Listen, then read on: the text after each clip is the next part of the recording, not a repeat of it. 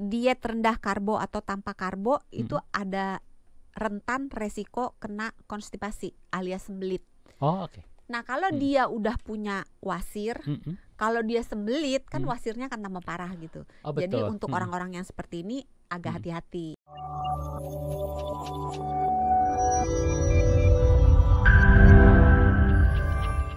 Diet tanpa nasi, cocoknya untuk orang-orang seperti apa sih, Dok? Diet tanpa nasi itu cocoknya untuk orang yang tajir.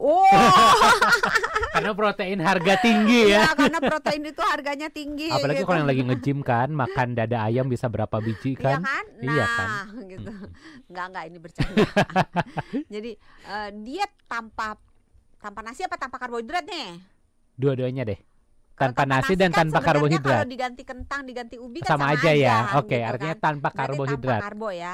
Diet tanpa karbo itu bagus untuk orang-orang yang ingin menurunkan berat badan, bagus untuk orang-orang yang ingin mengendalikan gula darah, bagus untuk orang-orang yang ingin menurunkan trigliserida, yang misalnya kan biasanya kalau kolesterol dicek gitu, salah satu komponennya trigliserida. Kalau itu meningkat, diet tanpa karbohidrat bisa membantu menurunkan kadar si trigliseridanya, termasuk orang yang darah tinggi. Itu juga bagus karena si diet tanpa karbohidrat bisa membantu penurunan berat badan. Berat badan menurun itu bisa membantu penurunan tekanan darah, pengendalian tekanan darah jadi lebih baik gitu. Oke, jadi kayaknya Hans harus coba deh ya, biar enggak tekanan darah tinggi ya. Oh, kalau itu ini ganti teman kerja aja gimana? Ganti mindset itu lebih tepat gitu kan. Nah, terus untuk orang-orang yang punya resistensi insulin, jadi punya sindrom metabolik. Sindrom metabolik itu gula darahnya naik tipis-tipis, belum sampai diabetes. Tensinya naik tipis-tipis, belum sampai hipertensi. HDL itu kolesterol baik, turun di bawah normal. Terus trigliseridnya naik, terus berat badannya tergolong obesitas yang sentral, artinya perutnya yang buncit. Jadi lingkar perutnya itu kalau pada pria di atas 90, pada wanita di atas 80. Nah, itu kategorinya sindrom metabolik. Nah, untuk sindrom metabolik, diet tanpa karbo atau diet rendah karbo itu dianjurkan. Oke, artinya kayak tadi Hans makan padang harusnya rendang sama sayurnya itu sama cabai hijau ya. Pakai telur, pakai sayur, tergantung sayurnya apa. Kalau sayurnya kalau sayurnya daun singkong itu masuknya rendah karbo, bukan tanpa karbo. Ada ini. Karena di dalam daun singkong ada sedikit karbonya. Ganti toge deh gimana?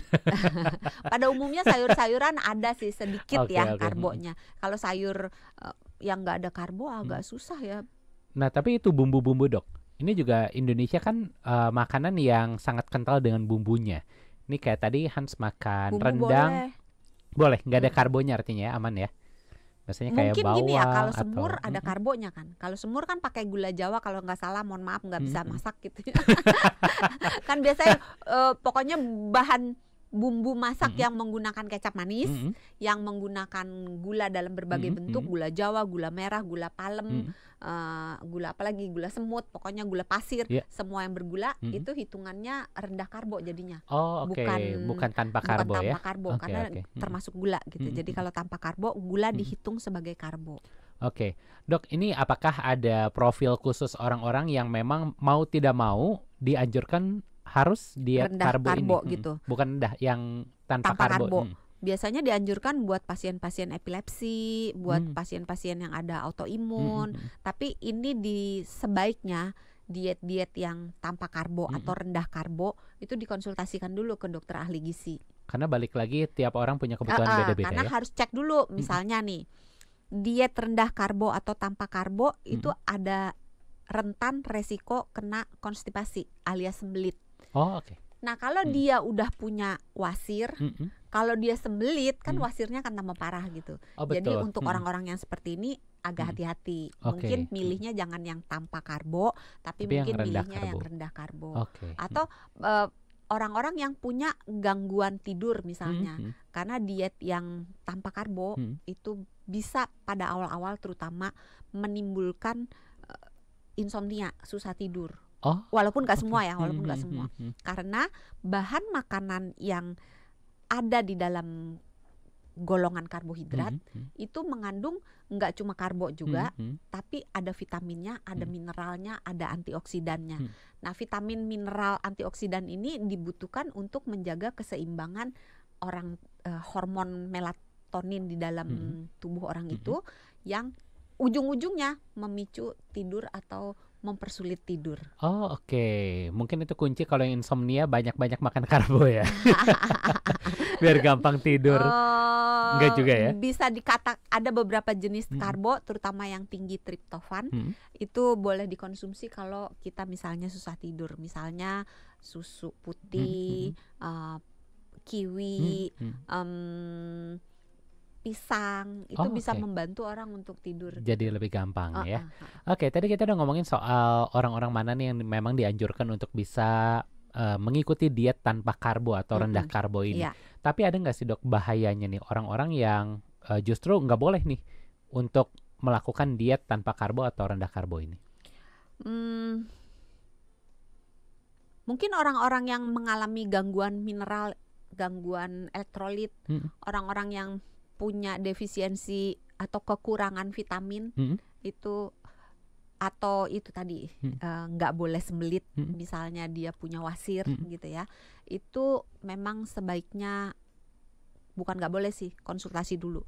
Orang yang punya gangguan ginjal, orang yang punya gangguan hati, sebaiknya konsultasi dulu, karena untuk memetabolisme makanan tanpa kehadiran karbohidrat itu agak sulit. Dan untuk memetabolisme protein dan lemak dibutuhkan beberapa konsekuensi, termasuk ujung-ujungnya beberapa mineral akan menurun untuk kompensasi tubuh mengolah protein dan lemak ini. Termasuk salah satunya itu tadi elektrolit kita. Itu ya. Jadi nanti bisa natriumnya, kaliumnya, kalsiumnya terbuang dari tubuh, sehingga kita kemungkinan terjadi gangguan mineral. Terus di dalam bahan makanan karbohidrat kan banyak vitamin, ada vitamin B, vitamin C. Kalau kita badannya kurang, kita dietnya tanpa karbo, akan berpotensi jatuh ke makin kurang lagi. Jadi butuh suplemen tambahan. Iya, suplemen tambahan. Nih dok, sebelum kita ke pertanyaan dari sahabat Sonora, dulu Hans pernah katanya kurang elektrolit. Waktu itu nyebabin kejang, benar gak sih? Kalau bisa ya? Bisa. Oh, bisa nyampe sana. Makanya harus dikonsultasikan balik lagi gitu. Diet-diet ini dikenali tanda-tandanya. Kalau misalnya udah biasanya nih kalau udah terjadi gangguan mineral, orangnya tuh rasa kayak kembung, bengkak gitu, atau malah terjadi kayak dehidrasi, atau kram, sering kram otot, sakit kepala, terus biasanya mulutnya bau. Itu jadi ciri-cirinya ya. Untuk bisa waspada kira-kira dietnya harus diambil atau enggak, terutama yang tanpa atau rendah karbo ini. Kita ke penanya dulu boleh ya dok San ya? Ini sudah ada satu penanya, tapi karena di sini tidak bisa dibuka, kita tanya ke kakak operator. Ada kakak Jose, selamat malam. Boleh dong pertanyaannya dibacakan? Membacakan pertanyaan dari netizen. Ini dari Hani66. Oke, selamat malam Hani66. Pertanyaannya, dok, apa betul saya makan pagi terus sama cemilan sampai 3 sore? 3 sorenya saya sudah stop makan. Apa itu bagus? Intermittent fasting artinya dok ya ini ya? Iya.